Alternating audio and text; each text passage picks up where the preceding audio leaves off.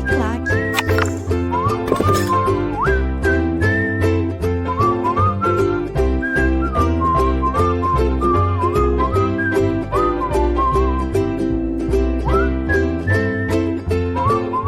Olá pessoal, na nossa aula de hoje a gente vai comentar para você a reeleição de Recep Tayyip Erdogan como presidente da Turquia. Ele que traz lá consigo uma volta, né, da religião para dentro de um Estado que teoricamente é laico, de um país que pretende no futuro fazer parte da União Europeia, um país que, de certa forma, tem uma influência muito significativa sobre o mundo árabe islâmico e agora o temor do Ocidente de que radicais islâmicos tenham ganhado força com o movimento conservador de Erdogan no país. Então vamos lá, vamos tentar entender um pouquinho a respeito dessa questão. Primeiro, eu quero lembrar para você, né, que a Turquia, desde a sua fundação, né, contemporânea, né, por Atatürk, que se considerava a Turquia um Estado laico. Há uma diferença fundamental, e eu preciso falar isso para você, entre nós considerarmos um Estado laico e um Estado laicicista. Quando nós falamos, por exemplo, que a Turquia, desde a sua fundação contemporânea por Atatürk, né, era um Estado laico, significa dizer que não se admite, né, na legislação da Turquia, na sua Constituição, nas leis infraconstitucionais, não se admite na administração pública qualquer manifestação de cunho religioso. Isso não significa dizer que não se reconhece na Turquia que a imensa maioria da população é islâmica e que os valores islâmicos ligados à sua religião, de certa forma, conduzem a sua população, conduzem o seu país àquilo que eles acham como certo, errado, correto ou incorreto, né? E por aí vai. Não é muito diferente daquilo que nós encontramos no Brasil. A nossa Constituição caracteriza o nosso Estado como um Estado laico. Não obstante isso, é de amplo reconhecimento que a religião cristã é a religião predominante no nosso país e que muitas vezes influencia a forma de organização política, social e econômica do nosso país. Aquilo que nós achamos como valor, como ética, como moral, correto, incorreto, certo, não certo, adequado e inadequado, em muito vem da cultura que nós temos, que é basicamente uma sociedade cristã. Porém, um Estado laico é aquele que não pode se manifestar somente por valores de uma dada religião. Ele tem que tratar a todos os cidadãos com situação de igualdade. Embora, muitas vezes, isso não aconteça no Brasil, como também não acontece na Turquia. No entanto, Recep Tayyip Erdogan faz o caminho extremamente oposto da ideia lá de Atatürk quando cria a Turquia contemporânea. Nós sabemos que Erdogan, né, tem uma formação religiosa islâmica e ele começa a colocar para dentro do Estado turco alguns valores que são típicos da religião islâmica, dando mais preemência à religião na condução dos atos do Estado. E isso é um grande temor, né, para o mundo árabe islâmico e também para o mundo europeu. E a pergunta é por quê? Né? Porque todas as vezes que nós temos uma religião sendo lá o ponto central de um Estado, ele acaba sendo altamente discriminatório com outros grupos minoritários que não compartilham dos mesmos valores religiosos. Então, por exemplo, na Turquia, você tem uma população curda, que em sua grande maioria é islâmica, mas não tem a totalidade da população curda como islâmica. Você tem uma população cristã dentro da Turquia, você tem população, né, que milita outras religiões, e a grande questão é, um governo Erdogan tendo a primazia da religião islâmica como aquela constitutiva do novo Estado turco, vai perseguir os grupos minoritários étnicos e religiosos do país? Pelo menos no que diz respeito aos curdos, sim. A Turquia vem implementando uma forte repressão contra a minoria curda em território turco. Lembrando que os curdos são uma população apátrida, eles não têm um país que os represente. Nesse sentido, os curdos queriam criar o Kurdistão na porção nordeste do Iraque.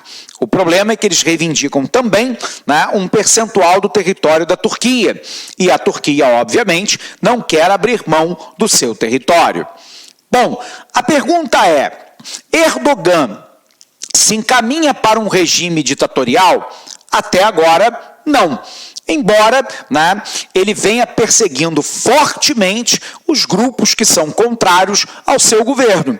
Em 2016, houve uma tentativa fracassada de um grupo de militares de dar um golpe de Estado contra Erdogan, alegando que ele estava transformando a Turquia num Estado islâmico, e é algo que a própria Constituição turca não prevê. Esse golpe foi um golpe fracassado e, a partir dali, Erdogan começou o expurgo.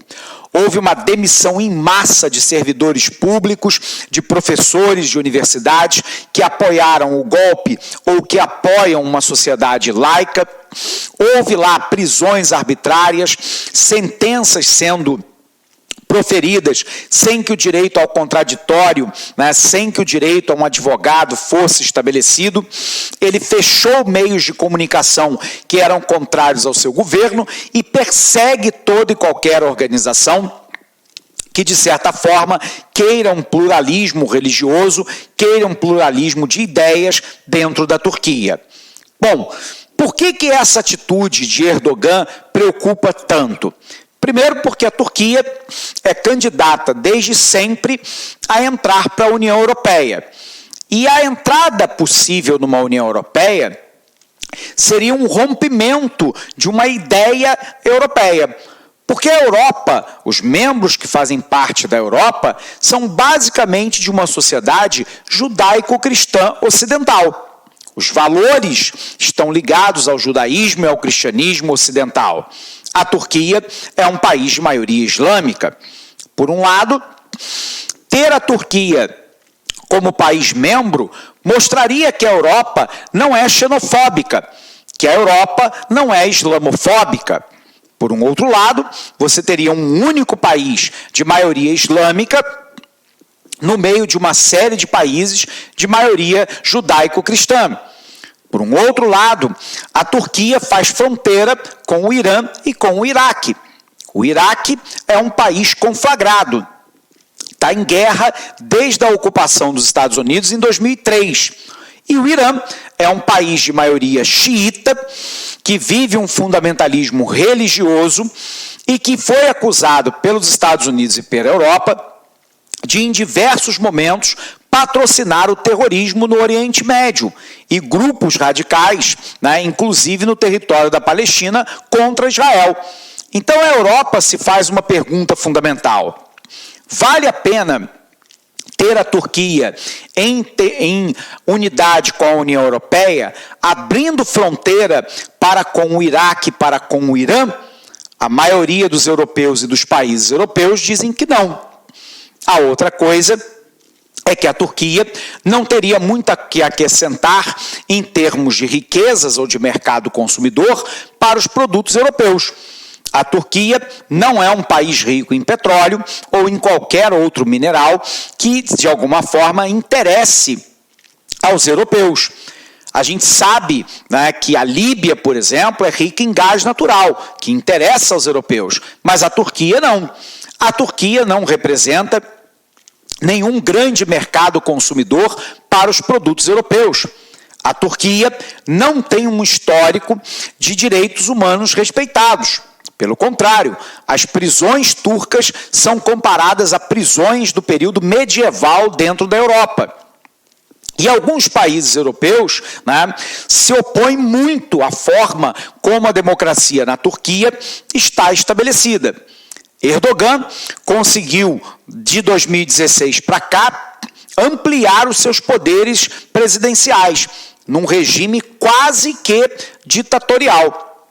Ele comanda o país com apoio do parlamento, mas também comanda o país com apoio da população. A imensa maioria da população, embora nessas últimas eleições ele não tenha se consagrado presidente de maneira mais forte do que nas eleições anteriores, mas Erdogan vem fazendo algumas reformas importantes dentro do país. Dentre elas, uma ampla melhoria da infraestrutura do país, o que garante à Turquia maior capacidade competitiva no mercado internacional. Como há crescimento econômico, geração de emprego, aumento de bem-estar, a população naturalmente apoia o Erdogan, embora saiba que ele não tem um espírito democrático como seria desejável para um governante. O temor da Europa é que a ampliação dos poderes depois da tentativa de golpe de 2016 seja manifesta agora na perseguição dos grupos contrários ao próprio governo do Erdogan. Isso poderia significar lá uma censura da imprensa, da livre opinião, do ir e vir, da oportunidade de organização, a imposição de valores islâmicos na ética e na moral e na condução da política interna e externa do país, e isso é temeroso para um Ocidente, sobretudo a Europa, que vive uma série de atentados terroristas, né, promovidos pelo Estado Islâmico ao longo dos últimos anos. Então há um medo de que Recep Tayyip Erdogan passe a apoiar grupos islâmicos que, por sua vez, financiam o terrorismo internacional. Legal? Então vamos botar isso na tela aqui para você. Nós temos então lá a reeleição de Erdogan.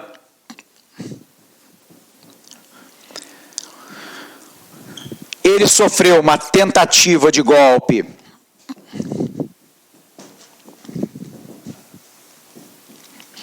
em 2016, e a partir daí começou a tomar um conjunto de medidas, né? Primeiro, o expurgo dos contrários ao seu governo,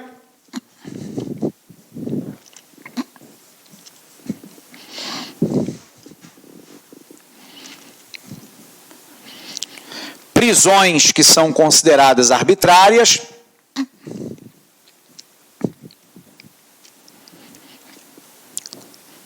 fechamento de meios de comunicação,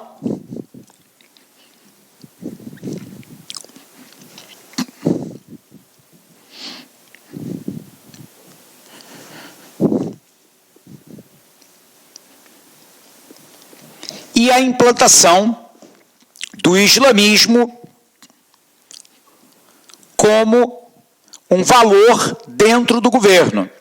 Então, a reeleição do Erdogan na tentativa de golpe de 2016, o Erdogan se fortalece com o apoio popular e do parlamento. Ele amplia lá o conjunto, né, de poderes direcionados à presidência da República, promove um forte expurgo dos contrários ao seu governo, com uma demissão em massa de servidores públicos, de militares e também de professores universitários considerados laicos. Prisões arbitrárias foram praticadas por todo o país, fechamento de meios de comunicação que lhe faziam oposição e a implementação, né, da moral e da ética islâmica para dentro do governo. Isso tem apoio, né, do parlamento e de parte da população, mas tem um grande temor da Europa em relação a esse conjunto de medidas, de que talvez a Turquia esteja se encaminhando para um regime protoditatorial. Legal? Então vamos apagar aqui para a gente poder revisar esse conteúdo com você.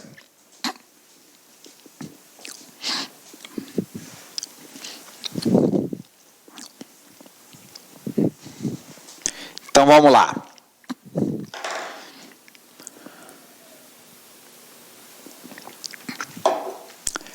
Turquia, reeleição de Erdogan.